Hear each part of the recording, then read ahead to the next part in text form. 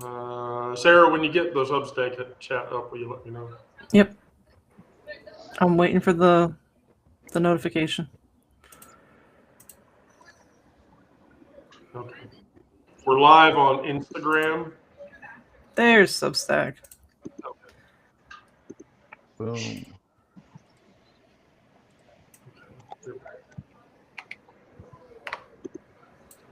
Okay. Yeah. Wait, where's the, oh. My windows are ill-behaved. Things got reorganized. Yeah, I'm just trying to get situated. I mean, it takes a minute, right? Okay. So, who's echoing? Is it me? Do you have something open? I don't. No, I mean another window. Hold on. Let me make with the sure it's not stream? me. Because I'm not hearing anything. Like, Hold on. not anything extra. I'm muted like everywhere. I think I'm muted everywhere. Let me see. Yeah. Okay, is that it? Hello? I don't hear any difference. Okay. Can you hear me though? I can hear you. Okay. I'm not sure. Everything's muted on my end. I don't know where you're getting an echo. Hello. Oh, you know what? I know what it is. I think I know what it is. Here, I'm going to close a bunch of fucking tabs.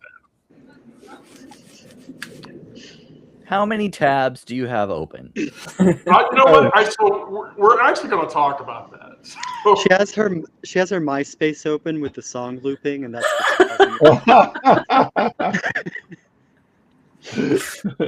Brad, you can fuck right off. Okay, so we talked about this to the people who are listening. Doing trauma twice a week is really hard, and it's hard on all of us. And so it turns out it's much easier to just talk about things from a social perspective than it is to talk entirely about trauma.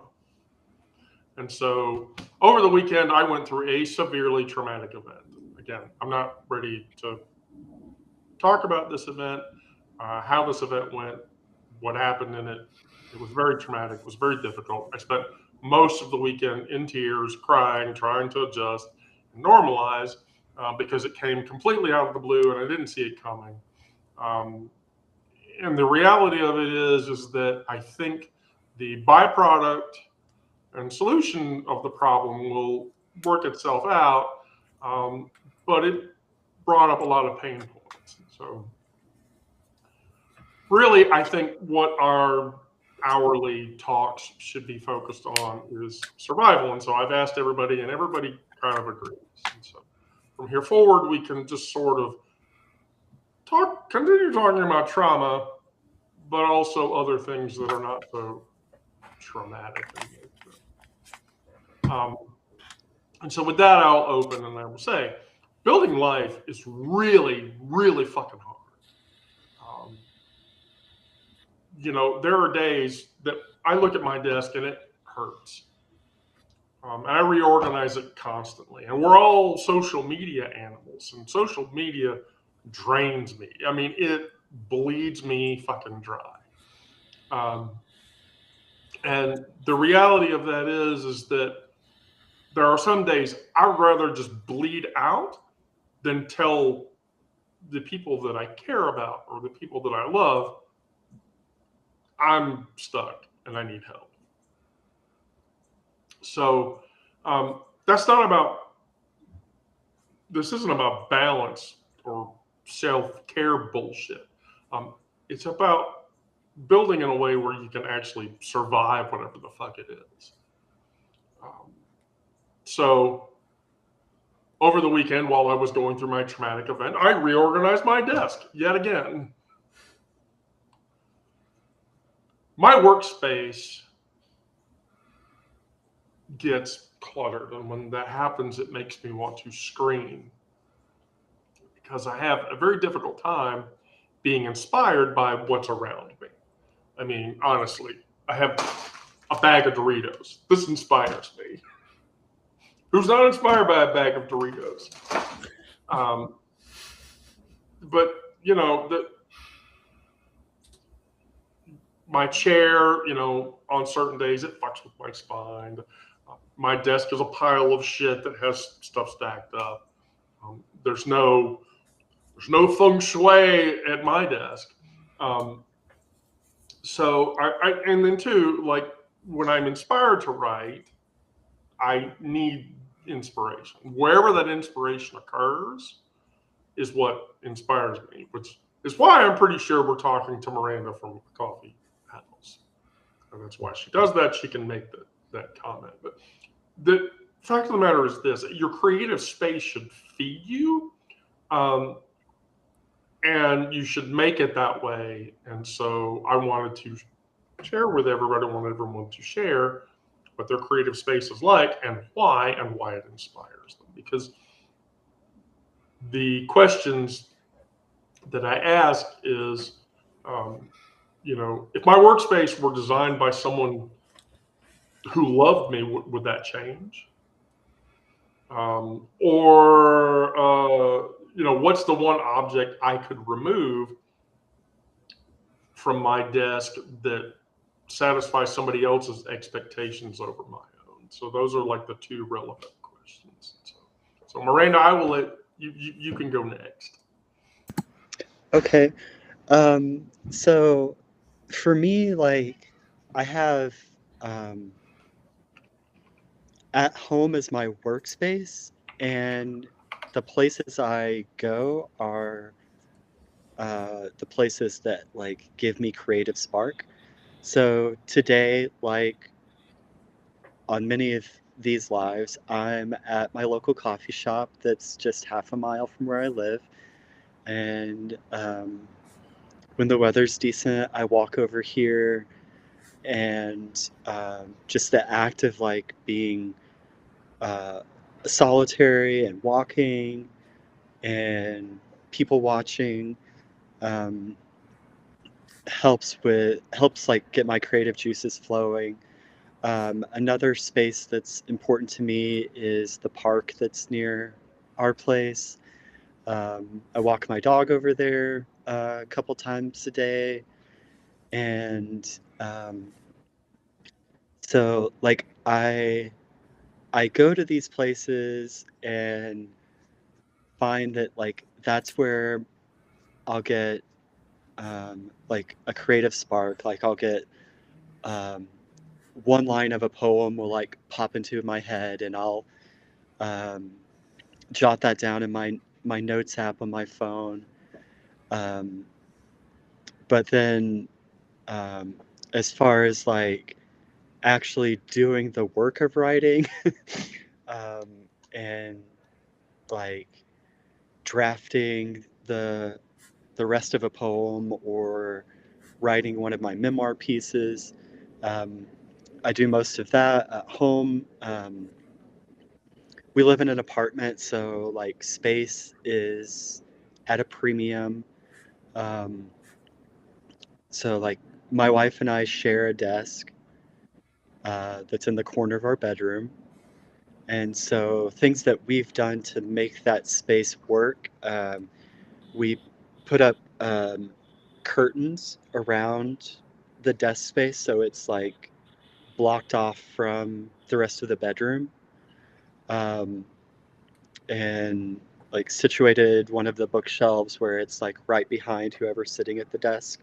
So um, yeah, and then we try to keep it neat-ish for each other, but um, we both have our projects that we're doing, and she works a corporate job that is hybrid. So sometimes she's working from home with a whole pile of work stuff, and she has to have the monitors a certain way for the endless amount of spreadsheets that she seems to have to manipulate. So yeah, I don't know if that answers your question, Wendy, but it's kind of my vibe. No, I'm totally with it. Brandon? Oh, look, I'm center stage. Um, No pressure. I know. When I started working from home, I found it easier to go to a coffee shop or somewhere outside of my house to do my work. Partly because it was, it was. I know it seems kind of odd to say it, but I had more distractions at home than I did being in a coffee shop, because at home there were a lot of things I could be doing. A lot of, I don't know, laundry and dishes and cleaning the house or whatever. And I could justify, like, oh, I need to get this done, and that would take me away from my work. But if I went to a coffee shop specifically to work, then that's what I was there to do, even though there was music and there were people around and stuff. I still found it easier to focus just on my work. I like the white noise of the coffee shop. Yeah, and I don't know. It was just I liked it that way, but I also I feel kind of an obligation. If I'm there, I need to buy something. I need to buy coffee or whatever while I'm there, and that was just like an extra expense that I didn't feel like I needed. So this room that I'm in now was mainly used for storage. There was a bunch of stuff in here, and I finally just cleaned it all out and put a desk in front of. I'm facing a window right now, and put my desk in front of the window and got the bookshelf as my backdrop, and I thought that would be a cool kind of scene when I'm doing live videos and things like that, and make me look a little scholarly or something, with all these books and the globe there. And somebody mentioned one time that I was like, oh, he's got a globe, he must be smart. Like, He knows the Earth's not flat. yeah, that's right. That's true. So this is where I do most of my writing and videos and things, but I mean, I guess I do get inspired other places, and I try to remember to make notes or whatever, because if I don't write something down, I very easily forget it. But I do tend to do most of my stuff here, and I guess this is where I get most of my inspiration. I think it helps that I have a window right in front of me. It may be distracting for some people, but for me, I kind of need to look out at something while I'm thinking. I don't know if that makes a lot of sense, but I need a little more depth space to look out into. But a lot of times when I'm writing one article, it may spark something for another one. Basically, like at Christmas during December, I was writing one article about, I don't remember what it was about, something about Christmas, Santa or something. And as I was writing, I was like, oh, well, this kind of is going off in a different direction. This could be a completely different article. So I copy and cut and put that into another article, and that was a completely new one. And then I ended up getting 3 articles out of just one idea. And this, I don't know if there's, I really have a muse or anything. I don't think I have a personified muse, but I don't know. So I guess the question was about my space, basically, wasn't it? Mhm. I Yeah. kind of went off on. Because every time I see you, Brandon, it's just you and the wooden shelf behind you, which I mean, like sort of like when Jinx isn't alive, like she has like that shelf behind her and there's shit behind her and it's cool. And so, like, I look at your shelf and I think, that one, you have a globe. You have a globe on your shelf. And that's fucking cool to me. So, Yeah, the globe was packed away somewhere in a cabinet. And I was like, I need to put this on the, it kind of goes with all the books and everything. So, yeah. I was going to say something else and I don't remember what it was now. Oh, sometimes there is a chair in here that I sometimes sit in that and go live. Especially for I usually do it for Trauma Talk actually, but today I just felt like sitting here. So there you go. How's that? okay. Oh, I get Oh. to sit in the hot seat. Yes, who's next? I'm just gonna randomly pick people. Wow. All right.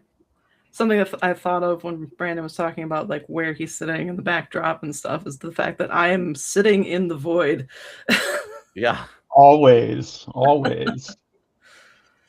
I can't say that I have a specific place that I go to like stimulate creativity. It mostly comes out of listening to music. That way I can, it kind of just comes anywhere. And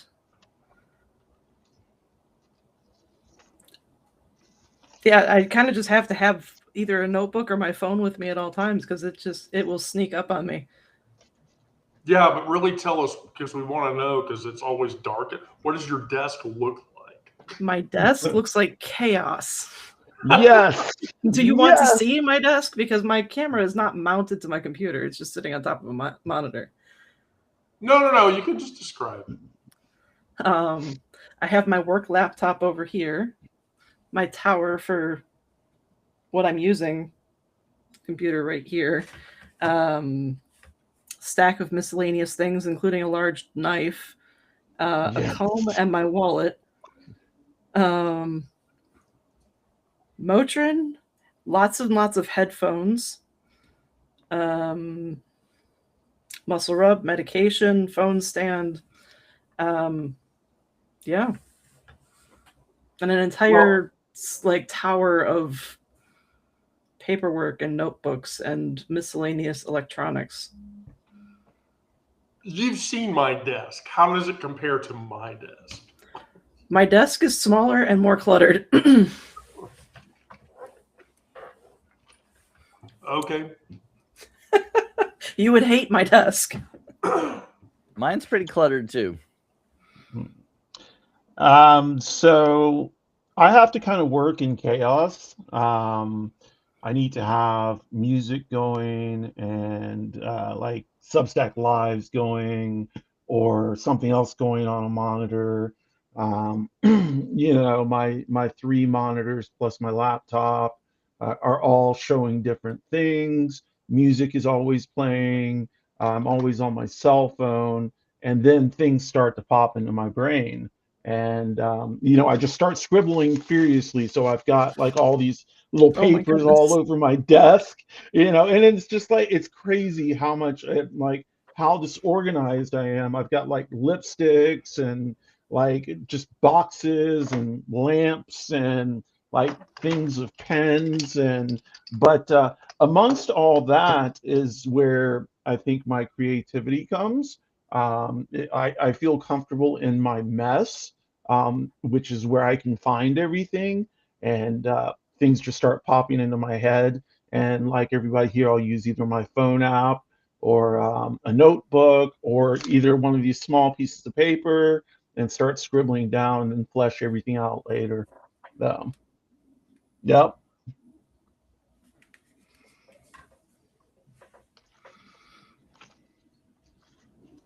I agree with that.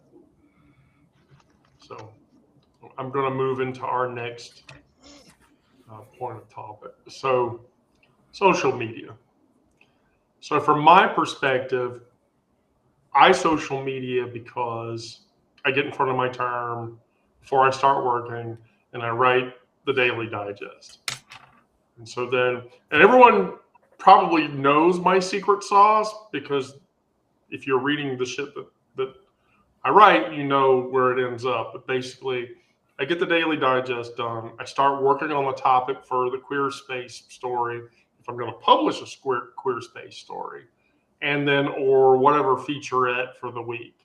Like last week, the featurette was the Jack Smith testimony, because I got a PDF copy of the Jack Smith testimony before the Department of Justice DCMA'd everybody to take it down. And then, yeah, I wrote a special report about it. But it's 1:30 here, so I already have half of the queer space story written for tonight. And so what do I use social media for? Well, okay. So after I publish the Morning Digest, I wait till 11:07, 11:05, 11:07, and then I go and snipe the Jeff Tiedrick post for the day to get the Daily Digest in the top of the Jeff Tiedrick post. Which, by the way, Jeff has called me out for a few times in doing. It's cool, though. And then I do the same thing for Scott Dorkin or whatever. Like, I have my 5 Substack reads that I snipe the top post for. And I actually, for the stuff that I'm writing, that's fairly successful. But that's what social media is for. It's just to get what I'm writing out to other people and or to be informed. Because honestly, outside of the news that I read on Vox and Mother Jones and The Guardian, all the other mainstream media sources, I don't trust. I won't trust them because it's all bullshit. Like the New York Times being a bunch of anti-trans motherfuckers. Yep, fuck them. Fuck them. Some platforms make you feel connected. Others turn you into performing SEAL tricks for everybody. You can't really tell the difference between community and consumption anymore. I can't. It feels like constant consumption. It feels a lot less like community. And so if I'm feeding an algorithm that doesn't give a fuck about what the fuck I'm saying, then it's kind of hard to participate in it. And the result of that is that, there are some apps that drain you. People who are still on Twitter. I have no idea how the fuck people are still on Twitter. I just don't get it. Someone in any chat is free to explain to me how the fuck they're still on Twitter, because Let me ask you this though. Aren't Twitter and Blue Sky pretty much the same type of action platform? No? No, here's the thing. So Twitter is just MAGA dumb fucks. I mean, Twitter has gotten so bad that Jeff Tiedrick canceled his account. Okay. Jeff Tiedrick 100% said, fuck you, Twitter, and left. Scott Dorkin still posts there, but I've asked him before, why are you? He's like, I don't know. So the problem with social media is doom scrolling. Miranda knows what I'm talking about because she's done it.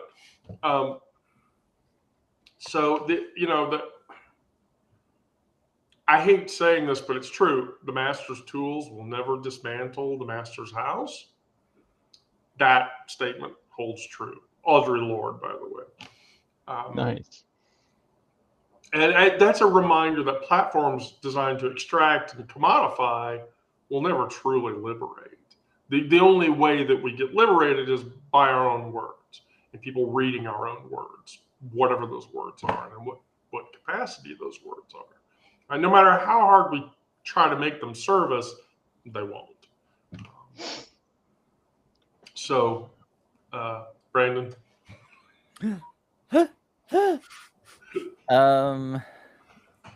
Social media. Ugh. I don't do a lot of social media. I put my stuff on, well, I don't know if YouTube is even considered social media necessarily. Yes. Yes. I put my stuff on there, well, partly because it's just easy from Substack, it just automatically uploads to that. So like, okay, I don't have a big following on there, but some of the clips and stuff get a lot of views and but I don't do a lot with it. I put videos on TikTok and some of those do well. But and I like TikTok. I like scrolling through and seeing a lot of the funny videos and stuff. But yeah, I don't do Facebook. I can't stand it.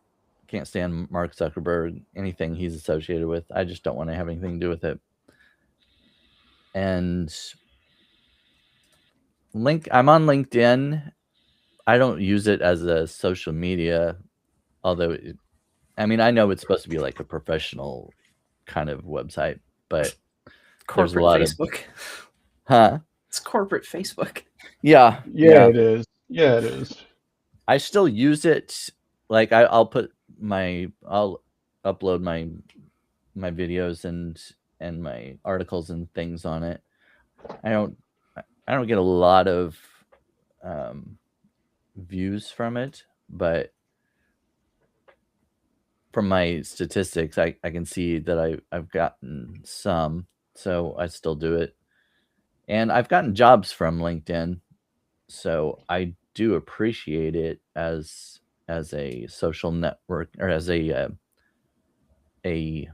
professional networking site. I've used it for that, and it's been helpful for me. I've gotten my last 2 jobs off of LinkedIn, so yeah. I have 2 for my freelance writing jobs. That's where they've come from. So I appreciate it for that. But and of course Substack notes social media. And I try to keep up with that, putting out just a few every once in a while. I try to come up with something original to throw out there. But yeah, I don't do a lot with it because there's so much. People just say so many things that are just ridiculous. They feel the freedom to degrade you and say whatever they want, when they very likely would not say the same things if they were face to face with you. Right. And it's just aggravating, and it's better just to avoid being on it at all, I think. And just looking at our chat today on YouTube, I don't. Today's YouTube chat has not been fun. I know. I brought it up because I opened it and I was looking through a few. I was like, oh, all right. So I closed that out. I was like, enough of that one for today. Right. I just come. Wow. I have been actively attempting to moderate the YouTube chat. Wow. Just ridiculous. I mean, YouTube, of all the places that I post things, YouTube is the worst as far as negative comments for me. I have never seen comments like this before on YouTube. I'm like, oh yeah. Yeah. See, here's the thing, and I think I've said this. When you go with the mobile formatting in your videos, you'll get a larger amount of engagement. And the body of that is because YouTube will send that to the shorts stream. Oh, and yeah. That's where everybody is reading and watching now. And so I was kind of wondering about that, because we usually don't have that much in the YouTube chat. I didn't know what was going on today, but anyway, that's I guess it was basically social media. That was kind of our this one, right? So yeah.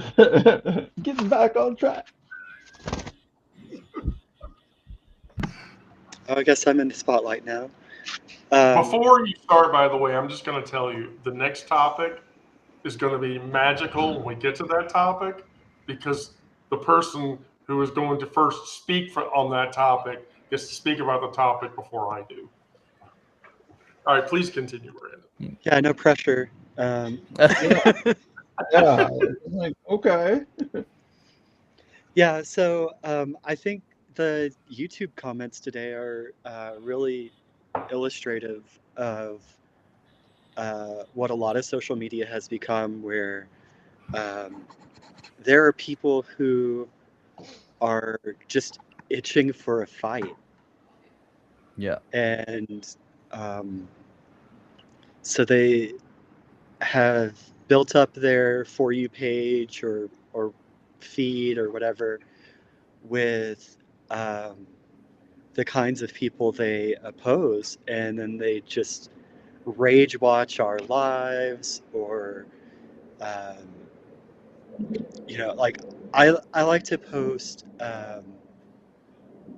sort of outfit of the day photo galleries on TikTok and Instagram, and it's the same. Like, I'll have friends who leave supportive comments and like the posts, and I try to hang out with them in the social space that the platform allows.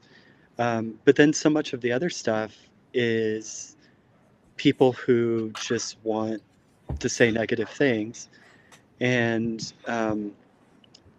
they're not even creative. It's like the same Right.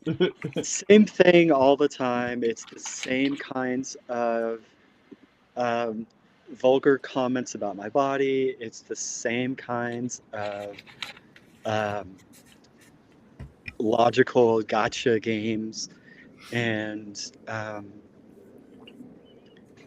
for the most part, I don't engage. If they leave comments on my post, then I just delete the comments and move on. There are a couple of creators whose TikTok lives I watch, and one or two that I moderate their chats for them. And with the lives, sometimes you can turn those sort of combative things into a real conversation. Once you get through like the bots, and then the people who are like so close-minded that they're not even going to like listen to anything you say. But occasionally you'll find someone out there who is really questioning what their preconceived notions are, and you just hope that maybe you can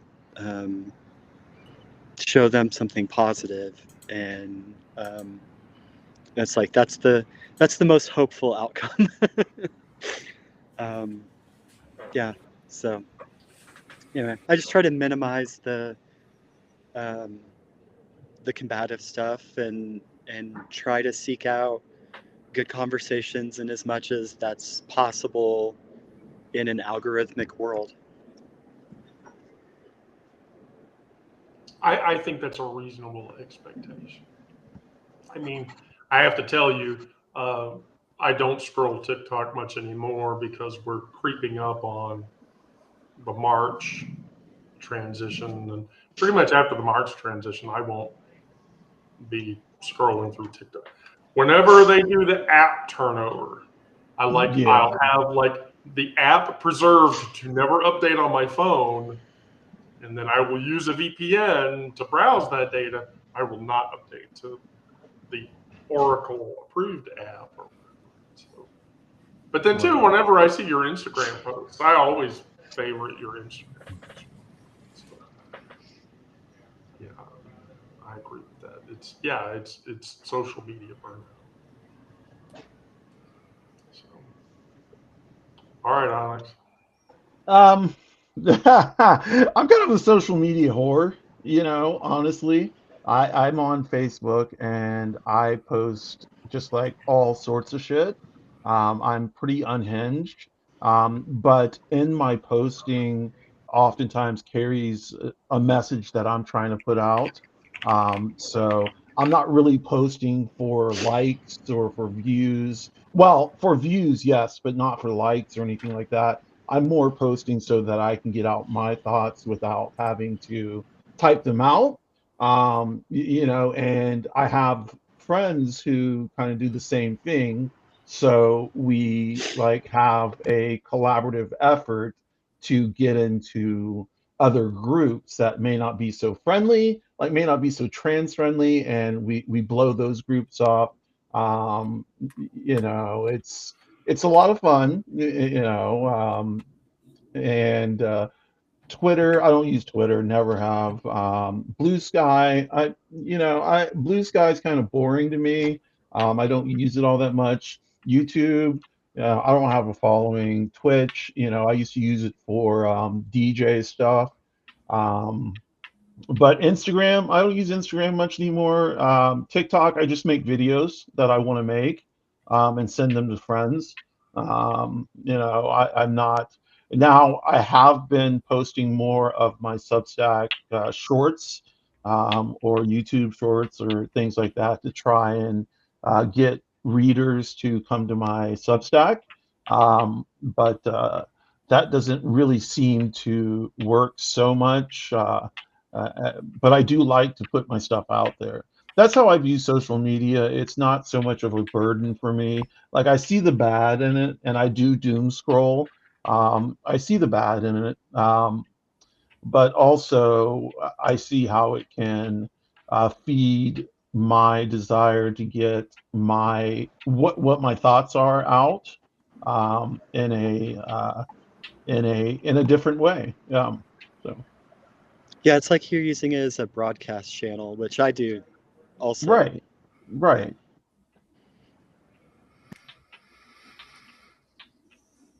Okay, now I'm not talking into mute. Okay, now we're going to go to the next subject. And the next subject is much more positive, for which I'm about to put on a leading expert on the topic.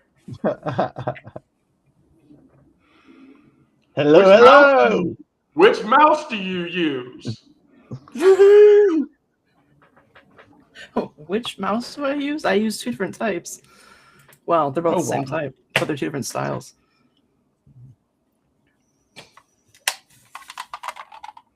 That's the one I use for work. Oh my God, it's horrific. That's an old school mouse. I like That's not even the most old school that I've used. Like the one that I used to use was set up more like this, but it was boxy, but the ball was in the middle and the buttons were on either side. That's how mine is. Like, look, it's got like buttons here and like the ball is right here. Yeah, but it was on top, so you have to like use the ball with the two middle fingers and then push the buttons with these two. Okay. Were you using these two middle fingers to move the ball? Because I feel like Yes. if you've been doing that. Actually, three. Three? One in the If you're using these two fingers and you've been doing that for a while, I think you should be aware of something. Well, the third might be going somewhere else. Well, I'm not going to talk about that. Keep your nails smooth. Just There we go. There we go. But there's two different colors.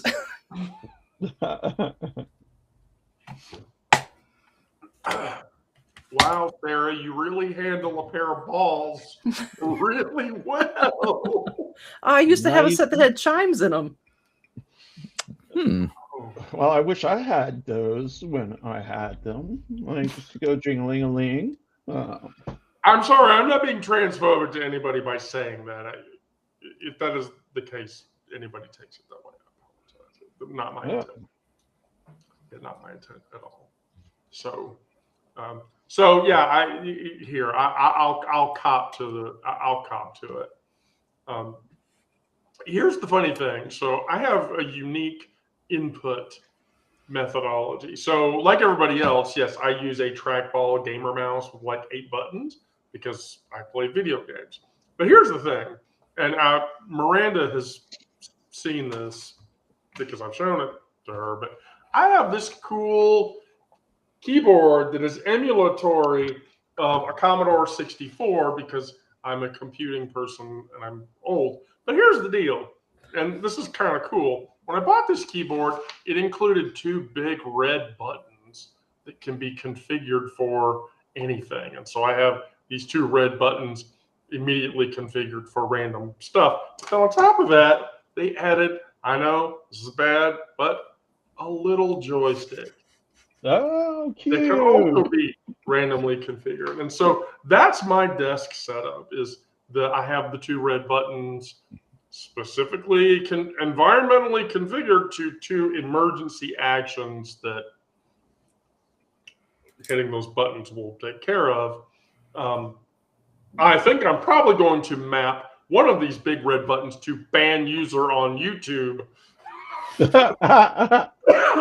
Ban active user on YouTube for dropping comments into the comment sections that are ill-advised. But So right.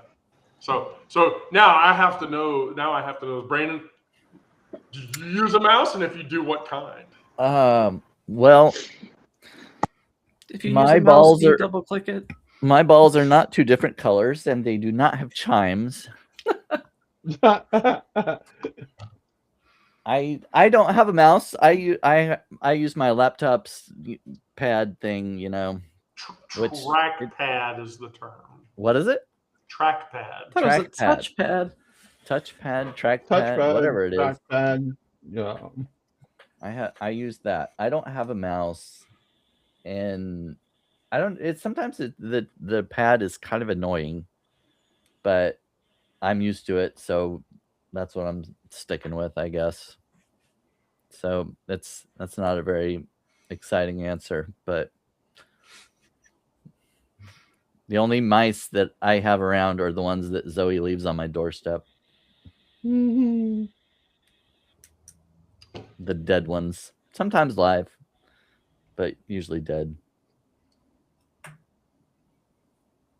Go on, Um, show your mouse again. So yeah, it's called Jellycomb. It's an old school mouse that came with like a keyboard that was not what is it called, detachable keyboards.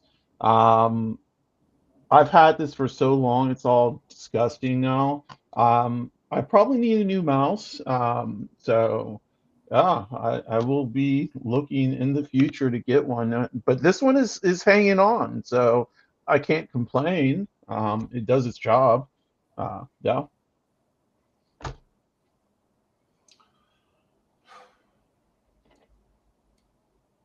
All right, well, we'll go right to today's hard topic. I picked it for the end so that we can focus on it. And that's you're going through the day and some bullshit happens and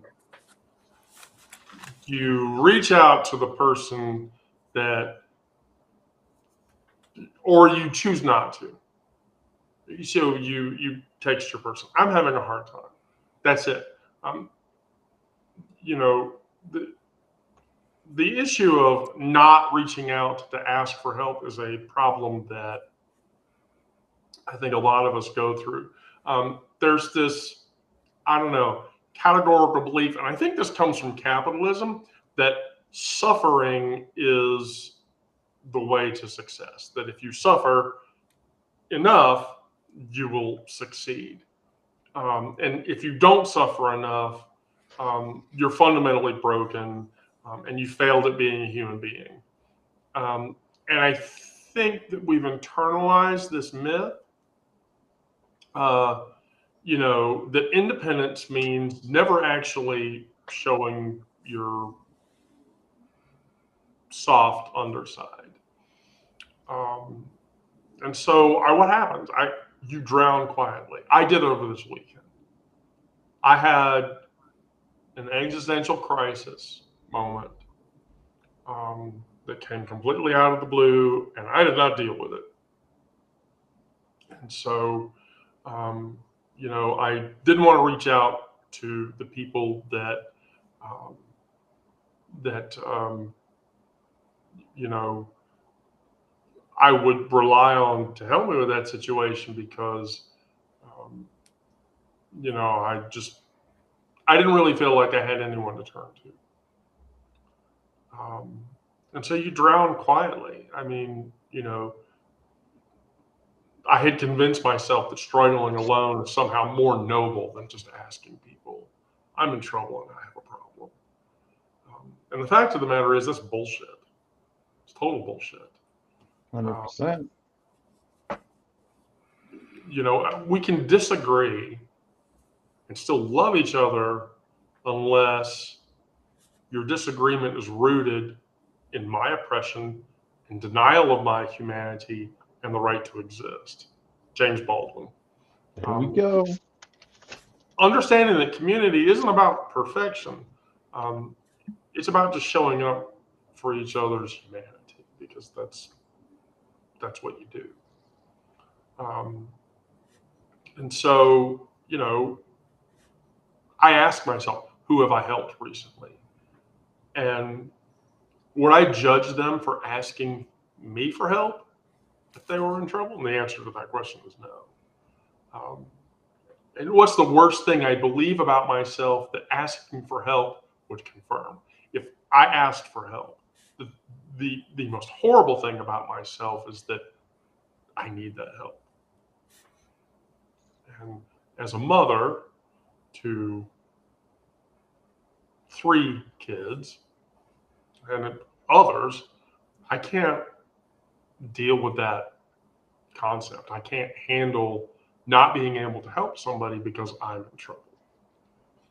And so then I ask myself, my therapist asked me, when was the last time I let someone see me struggle?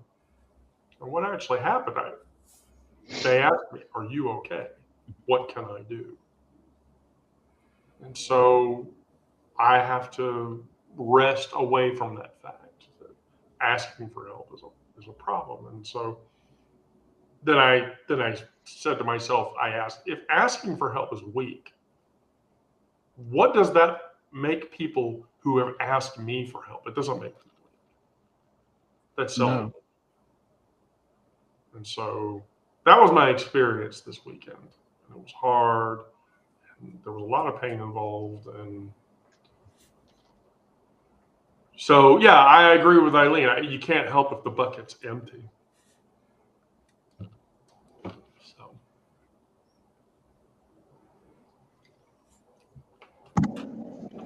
So one of, I guess, my biggest hangups as far as asking for help goes is I have trouble asking for help until I figured out what the solution is. Mm-hmm. So I will put myself through a lot of hurt and pain and emotional anguish until I can figure it out on my own, and then I might be willing to ask for help with what I think the solution to the problem is. But and I know that that's something I need to work on, and that sometimes the answer that I come up with isn't really the best answer. It's just the one that I'm in control of. So, definitely need to work on asking for help when I'm most vulnerable. Yeah.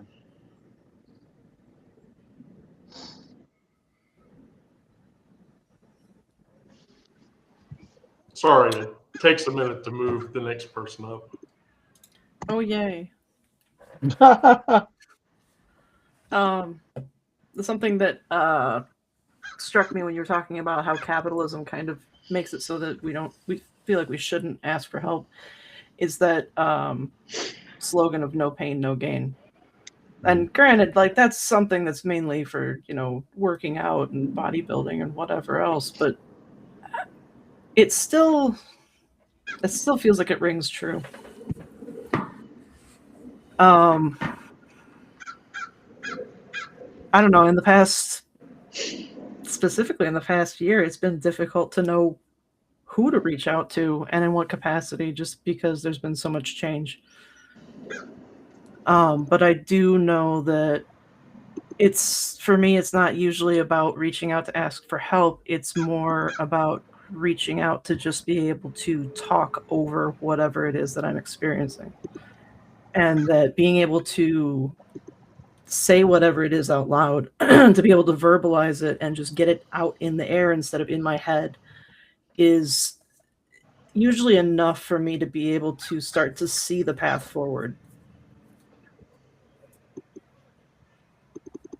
Although a lot of people don't understand that and they think I need a solution.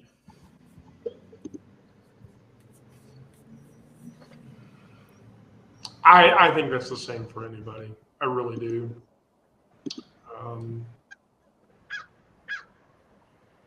But we'll let Gay in the New Year make comments. Gay in the New Year. Wait, were you not gay last year? I could. That could be a verb, to gay in the new year. Okay. To gay in the new year, yeah. Right. Oh. I think we talked about this a little bit in the last trauma thing, but I kind of learned from an early age that I couldn't trust my parents, my family to help me when I needed it, and kind of became independent because of that.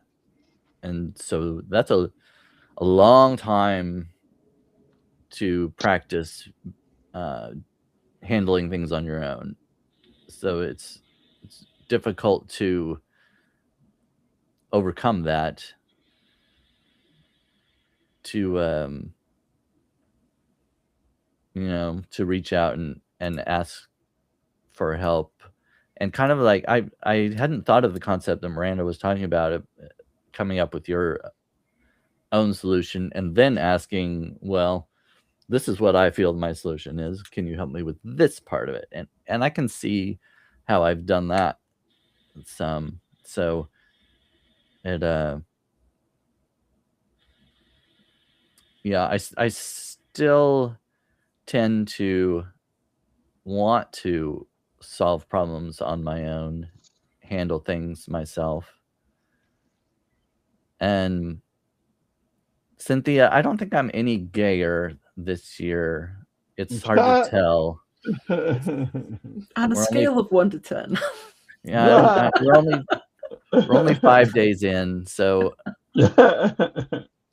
I am talking. I'm talking to a guy, and I think we're gonna meet pretty soon. So. Oh my God, you're gonna meet somebody? Yeah. Yay! That'll be interesting. So. Do you think you can bring them on alive so that we can ask them? Oh gosh! And find out if we. Honey, Mama does not want you dating anybody that Mama does not approve of. Yeah, well, all your moms need to approve. That will be very far in the future before that ever happens, if it ever does.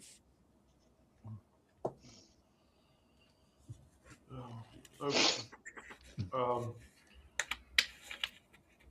Onyx. So like Brandon, I was not one to ever go to my parents. When I was younger, I was not medicated, and I have bipolar disorder and ADHD and generalized anxiety disorder, all that stuff.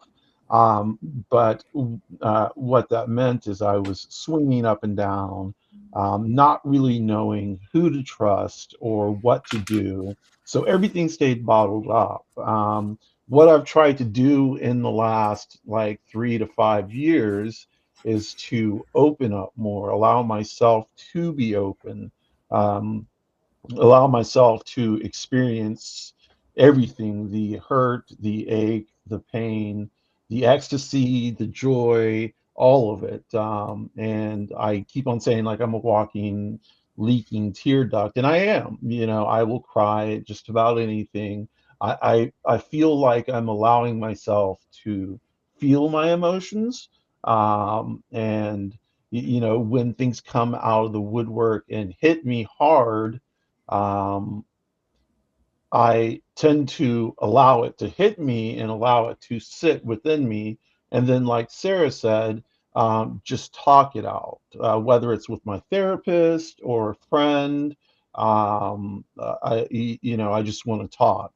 And by talking, it releases some of the negative aspects of that pain, and makes it more bearable. Um, so, yeah, I think a lot of talking has helped me. A lot of introspection, from just being like closed in for so long. For so long, I was just within my head, and to a certain extent, I still am. But I've been working on releasing that so that people can kind of get a better read of who I am. And by people coming to me, it also allows me to bounce ideas off of them. So it's like a symbiosis, a symbiotic type of relationship. And yeah, that's how I dig it. That's how I get down. I mean, I think that's any of us at this point. I Well, think I really do.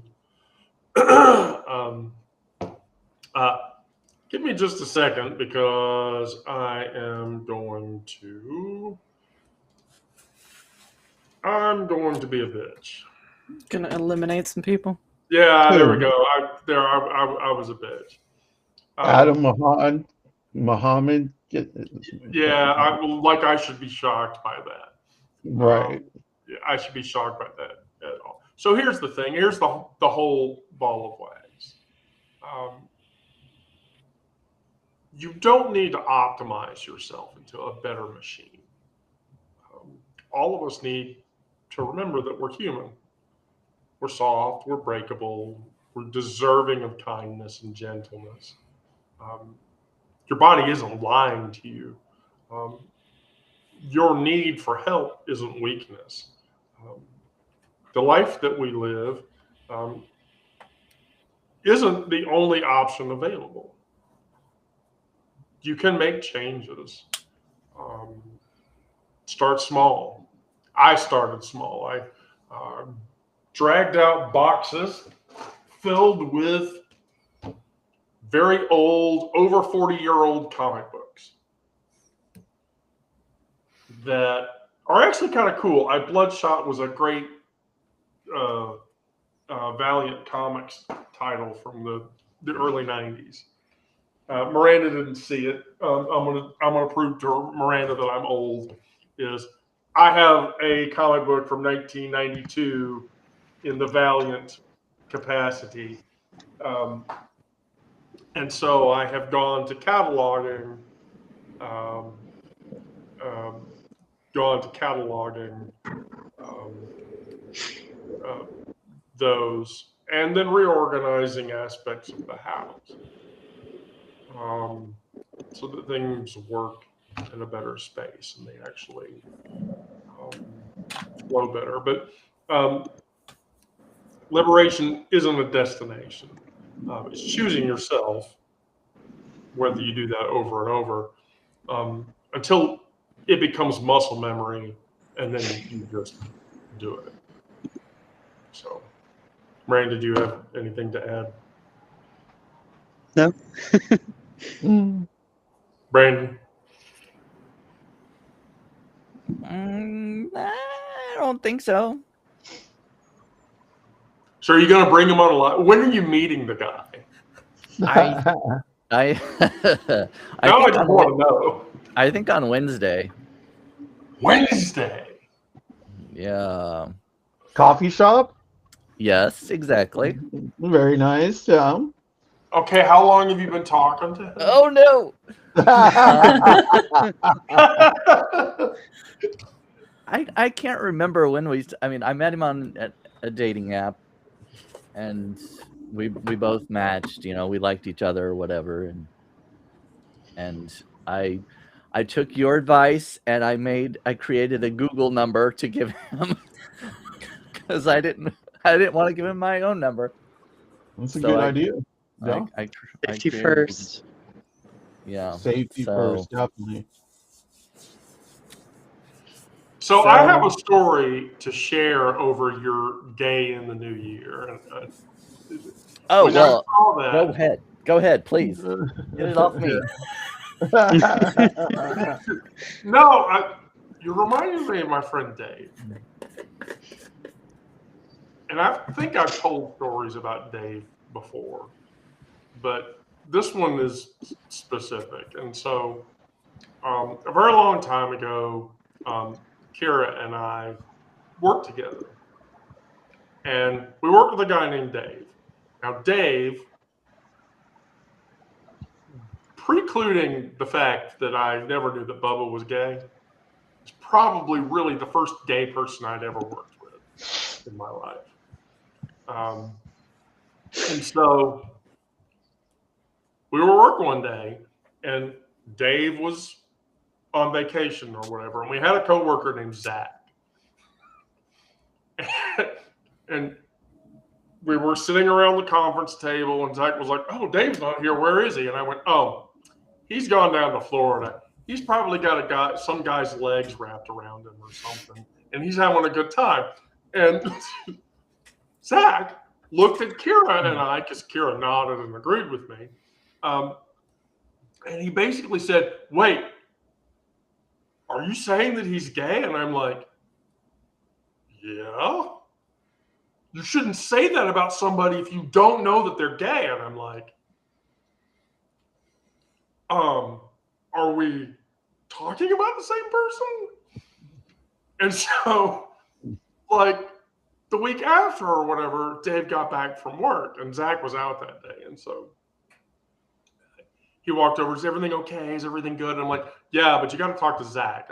And he was like, "Oh, well, what's wrong?" And he's like, "Zach thinks you're not gay."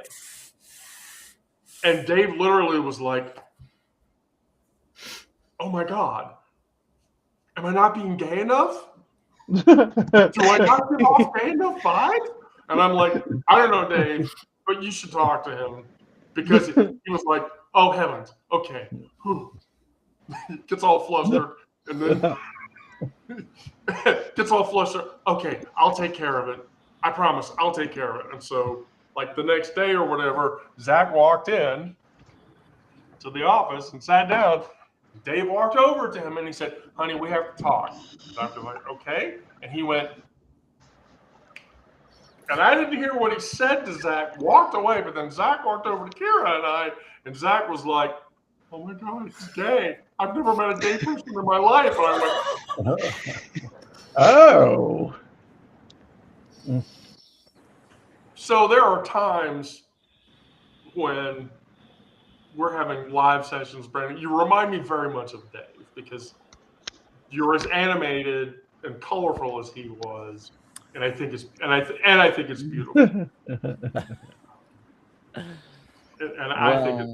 think it's beautiful. And if you're dating somebody, I totally you need you need to do a live. We need to do a live with him one time. If you get if that turns into a serious, he's there while we're doing a live session, you need to get him to. Well, it'll probably be a while before I even tell him that I'm doing any of this. What would you discuss? Like, is Substack? Substack is a pretty substantial part of your life, isn't it? So, like, what do you just like? What's a good first date top? I mean, I guess there's better first date topics than Substack, but you know, But it might come up in the what do you do? Right. Well, yeah. so I I feel can- like, Brandon, you have to tell him you're a writer if you haven't already, I right? can tell Yeah. him. I can tell him that I'm a freelance writer, and Right. I do work outside of Substack because it doesn't pay all my bills right now. So I do have to do projects, freelance writing projects to earn my living. So I will tell him that much. In I the just- beginning. Yeah, right, In the right, beginning. right. Yeah. Oh, and Zen GD, yes, I am gay. I'm just telling you, Zen DDD is probably baiting you. I'm just Right. I What? know. I just I might as well answer the Hold on. question. Hold on, Brandon. He might be baiting you. Oh, Let's let's just go ahead and confirm it, Brandon. You know, Yeah, let everybody might as well. know. Yes. You know what, Brandon? Here's the thing. I'm just gonna say, okay. I think you're beautiful. I do too. More than your orientation, I just think you're beautiful. Yeah, I do too. Gonna make Thank him you. blush. Thank All right. Well, cool. So I just heard something that was weird. Anyway, so next Thursday at 1:00. Does that time still work for people? And do we like this formatting of topic discussion? I Did like you say this. this I Thursday or do. next Thursday? No. She said next Thursday, but she meant this Thursday. This Thursday coming. Oh, okay. Yes, this Thursday coming at 1:00. I I am. like this format. I think it keeps it moving and allows us to go as light or as deep as we want to in a topic. Right. There we go. Yeah. Well, I'm just going to tell you, I'm pretty much going to say that I'm ready to add Friday at 1:00 to the session spread. And then those are going to be the live sessions that I do.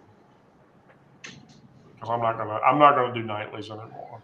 I'm burned out on nightly live sessions. And the stuff that I'm writing is way more important than doing engagement. I mean, I love talking specifically to the four of you. That's why I want to keep doing that. But so I'm going to update the live schedule to 1:00 Monday, Thursday, and Friday, with an ad hoc live session on the weekends, maybe. But that one, even then, I would probably do at 1:00. And then your random gaming things in the evening. Yeah, and I'm still doing random gaming shit in the evening or whatever. 'Cause I'm stuck in a game that I can't get out of, and I actually got Sarah addicted to it. I don't know that I'm addicted to it, but I'm playing it.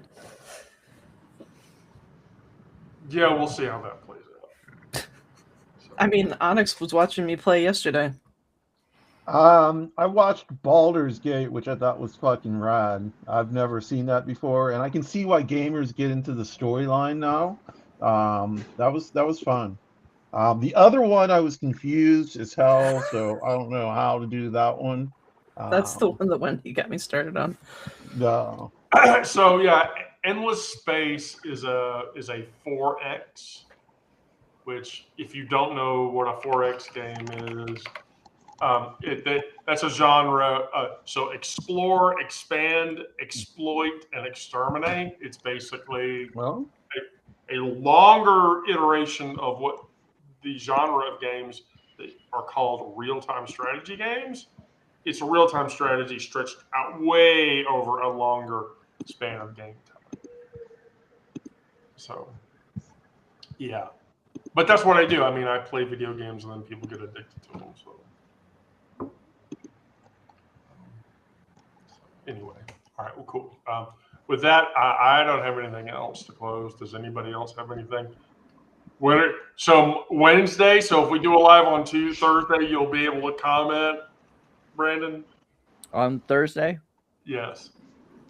Yes, I think so. Okay. Well, I definitely want that live. I would definitely want that live. Oh yeah. Oh, I definitely. Well, let's agree. Like Brandon, even if it doesn't go great, let's still just talk about it. I'll talk about it somewhat. I'm gonna edit it. Yeah, I'm gonna edit myself. Okay, that's fine. That's fine. All right. Well, everybody have a good afternoon. Thank you, everybody that was listening. Thank you, all of the people on the YouTube live who were listening and made stupid comments. A bunch of you are on timeouts for 24 hours because I'm sorry if you're gonna say shit like that. Fuck you. Yeah. Yeah, Go in the corner. we'll see you again Thursday to troll us some more. Yes. Right. You can pull And away then all you'll get you put in the want. corner I again. give a shit. That's fine. Come on by. And so then, Sarah, if you will ball up the appropriate item and send the appropriate item to everybody, I'll get the episode posted here in about an hour or two once that's done. Thank you all. I love you all, and everyone Love you. Bye. be safe out there.